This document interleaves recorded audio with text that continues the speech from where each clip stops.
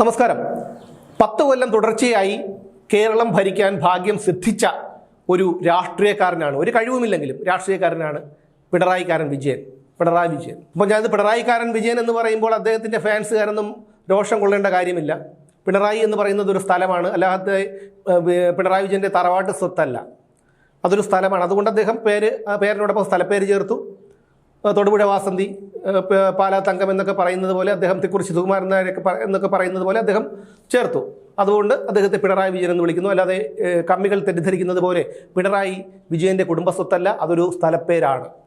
എന്തായാലും ഞാൻ പറഞ്ഞു വന്നത്, കഴിഞ്ഞ 10 വർഷങ്ങൾ കേരളം ഭരിക്കാനുള്ള ഭാഗ്യം സിദ്ധിച്ച ഒരു രാഷ്ട്രീയക്കാരനാണ് പിണറായി വിജയൻ എന്നുള്ളതാണ്. അത് അദ്ദേഹം നന്നായി ദുരുപയോഗം ചെയ്തു. ദുരുപയോഗം ചെയ്തു. അദ്ദേഹം എങ്ങനെയൊക്കെ സുഖിക്കാമോ ആ രീതിയിലൊക്കെ സുഖിച്ചു. ജനങ്ങളെ എത്രയൊക്കെ ചവിട്ടിത്തേക്കാമോ ആ രീതിയിലൊക്കെ ചവിട്ടിത്തേച്ചു. ഭാര്യയും മകളും ചെറുമകനുമായി എത്രയൊക്കെ വിദേശയാത്രകൾ നടത്താമോ അതെല്ലാം നടത്തി. എങ്ങനെയൊക്കെ കേരളത്തിലെ ജനങ്ങളെ വെറുപ്പിക്കാമോ അതെല്ലാം പിണറായി വിജയൻ വെറുപ്പിച്ചു. ഒന്നാം പിണറായി സർക്കാരിൻ്റെ കാലത്ത് അദ്ദേഹത്തിൻ്റെ പൊളിറ്റിക്കൽ സെക്രട്ടറിൻ്റെ ഓർമ്മ ശരിയാണെങ്കിൽ MV ജയരാജനായിരുന്നു. അദ്ദേഹം ഒരു കുഴപ്പവുമില്ലാതെ പോയൊരു സമയമായിരുന്നു ഒന്നാം പിണറായി സർക്കാരിൻ്റെ കാലത്തേത്. ഒന്നാം പിണറായി സർക്കാരിൻ്റെ കാലത്ത് 2016 മുതൽ 2021 വരെയുള്ള കാലയളവിൽ പിണറായി വിജയനെ സംബന്ധിച്ചിടത്തോളം അത്ര വലിയ അഴിമതി കേസുകളൊന്നും ഉണ്ടായിട്ടില്ല. പക്ഷേ ഉള്ള സമയത്ത് തന്നെ അദ്ദേഹം സ്വർണ്ണക്കടത്തും സ്പ്രിംഗ്ലറും ഉൾപ്പെടെയുള്ള പല സംഭവങ്ങളും ക്ഷണിച്ചു വരുത്തിയിട്ടുണ്ട്. അതൊക്കെ മാറ്റി നിർത്തി രണ്ടാം പിണറായി സർക്കാരിൻ്റെ കാലത്ത് വരുമ്പോഴാണ് പൊളിറ്റിക്കൽ സെക്രട്ടറി P. ശശി നിയമിതനായത്. അതോടുകൂടി തുടങ്ങി പിണറായി വിജയൻ്റെ നാശം.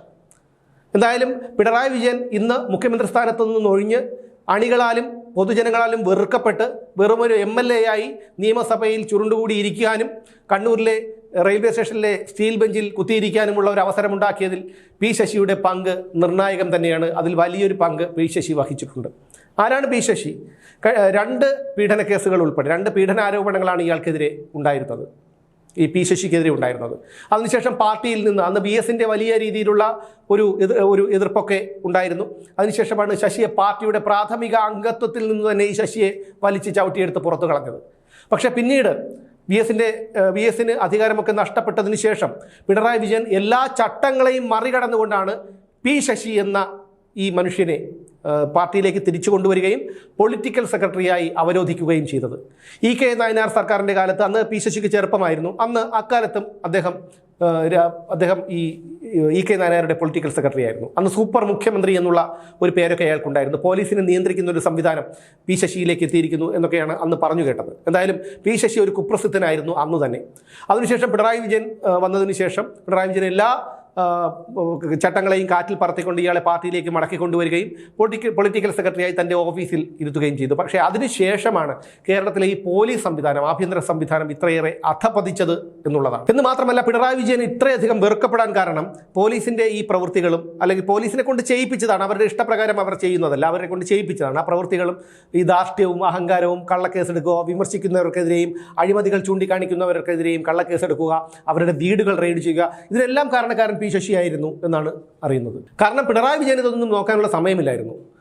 M. ശിവശങ്കർ മുമ്പ് തന്നെ പറഞ്ഞിട്ടുണ്ട്, ഒരു ടിഷ്യൂ പേപ്പർ കൊടുത്താൽ അതിൽ പോലും ഒപ്പിടുന്ന ഒരു പോടൻ എന്ന് പറഞ്ഞിട്ടുണ്ട്. അത് പിണറായി വിജയനെ ലാക്കാക്കിയായിരിക്കണം. എന്തായാലും അത് അദ്ദേഹം പ്രവൃത്തിയിലൂടെ തെളിയിച്ചു. മൈക്കിന് മുന്നിൽ നിന്ന് തള്ളാനല്ലാതെ പിണറായി വിജയനെ കൊണ്ട് യാതൊന്നും കഴിയില്ലെന്ന് അയാൾ തന്നെ പലതവണ തെളിയിച്ചിട്ടുള്ളതാണ്. എന്തായാലും പാർട്ടിയെ പോലും തകർത്തെറിഞ്ഞു കഴിഞ്ഞു ഇപ്പോൾ പിണറായി വിജയൻ. സർക്കാരിൻ്റെയും പിണറായി വിജയൻ്റെയും ഒക്കെ ഈ അഴിമതികളെയും തെറ്റുകുറ്റങ്ങളെയും ഒക്കെ വിമർശിക്കുകയും ചൂണ്ടിക്കാണിക്കുകയും ഒക്കെ ചെയ്യുന്ന മാധ്യമ പ്രവർത്തകരെ പോലും കൈകാര്യം ചെയ്തത് വളരെ ക്രൂരമായിട്ടുള്ള രീതിയിലായിരുന്നു. P. ശശിയുടെ പ്രേരണ കൊണ്ടാണ് താൻ മറുനാടൻ മലയാളിയുടെ ചീഫ് എഡിറ്ററായ ഷാജൻ കറിയക്കെതിരെ രംഗത്തിറങ്ങിയതെന്നും അദ്ദേഹത്തെ വേട്ടയാടിയതെന്നും PV അൻവർ പിന്നീട് പറഞ്ഞിട്ടുണ്ട്. ഈ P. ശശിക്കെതിരെ തന്നെ പിന്നീട് PV അൻവർ പറഞ്ഞിട്ടുണ്ട്. P. ശശിയാണ് ഇതിനെല്ലാം കാരണക്കാരൻ എന്ന് PV അൻവർ തുറന്നടിച്ചിട്ടുണ്ട്. അന്ന് ഈ ഷാജൻ കറിയൊക്കെ വേട്ടയാടിയത് നമ്മളൊക്കെ കണ്ടതാണ്. സമാനതകളില്ലാത്ത വേട്ടയാടലുകളാണ് ഷാജൻ കറിയൊക്കെ അനുഭവിച്ചത്. ക്രൈം നന്ദകുമാർ, TP നന്ദകുമാർ, അദ്ദേഹത്തെയും ഇതുപോലെ എല്ലാ നിയമങ്ങളെയും കാറ്റിൽ പറത്തിക്കൊണ്ടാണ് അദ്ദേഹത്തെ 42 ദിവസത്തോളം ജയിലിലടച്ചു. പിന്നീട് അദ്ദേഹത്തിൻ്റെ ഓഫീസിൽ നിന്ന് ക്യാമറകൾ വരെ വലിച്ചെടുത്തുകൊണ്ട് പോയി. മറുനാടൻ്റെ ഓഫീസ് എത്രയോ തവണ റെയ്ഡ് ചെയ്തു, സാധനങ്ങളൊക്കെ കടത്തിക്കൊണ്ടുപോയി. അതുപോലെ DNA-യുടെ ഓഫീസ് റെയ്ഡ് ചെയ്തു, ഞങ്ങളെ 19 ദിവസം ജയിലിലിട്ടു. അഡ്വക്കേറ്റ് KM ഷാജഹാനെ അറസ്റ്റ് ചെയ്തു. പിന്നീട് അദ്ദേഹത്തിൻ്റെ വീട് റെയ്ഡ് ചെയ്യാനായി വന്നു. അങ്ങനെ എന്തെല്ലാം കേസുകൾ. നവകേരള സർക്കിട്ടിനിടയിൽ കരികൊടി കാണിച്ചവരെയൊക്കെ ഇത്തരത്തിൽ കൈകാര്യം ചെയ്യുന്ന ഒരു രീതിയാണ് അന്നുണ്ടായിരുന്നത്. ഇതെല്ലാം ശശിയുടെ പ്രേരണയുടെ ഫലമായിട്ടാണ്.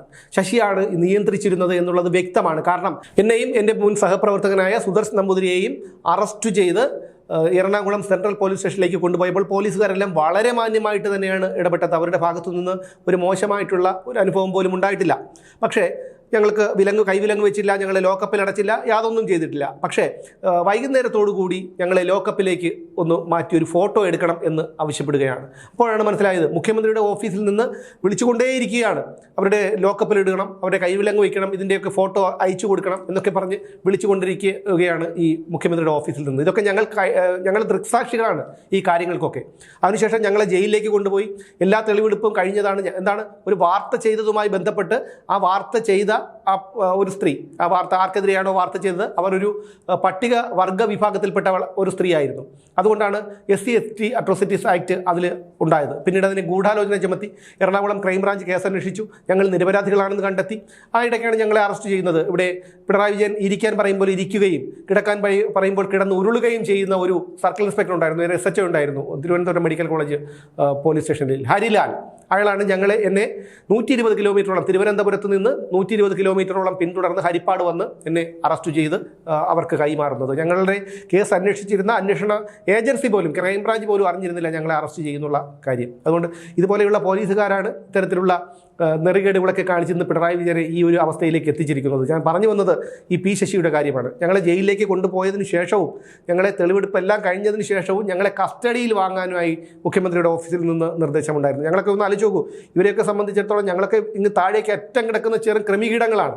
എന്നിട്ട് പോലും ഞങ്ങളെപ്പോലെയുള്ള ദുർബലരായ രാഷ്ട്രീയ സ്വാധീനമൊന്നുമില്ലാത്തവരെയാണ് ഇത്തരത്തിൽ പരമാവധി തിരുവനന്തപുരത്ത് തെളിവെടുപ്പിന് എന്ന് പറഞ്ഞു കൊണ്ടുപോയി കഷ്ടപ്പെടുത്തണമെന്നാണ് മുഖ്യമന്ത്രിയുടെ ഓഫീസിൽ നിന്ന് കിട്ടിയ നിർദ്ദേശമെന്ന് ഒരു പോലീസുകാരൻ പിന്നീട് ഒരു പോലീസ് ഉദ്യോഗസ്ഥൻ ഞങ്ങളോട് പറഞ്ഞു. പക്ഷേ അവർ ഞങ്ങളെ തെളിവെടുപ്പിനായി കൊണ്ടുവന്നില്ല.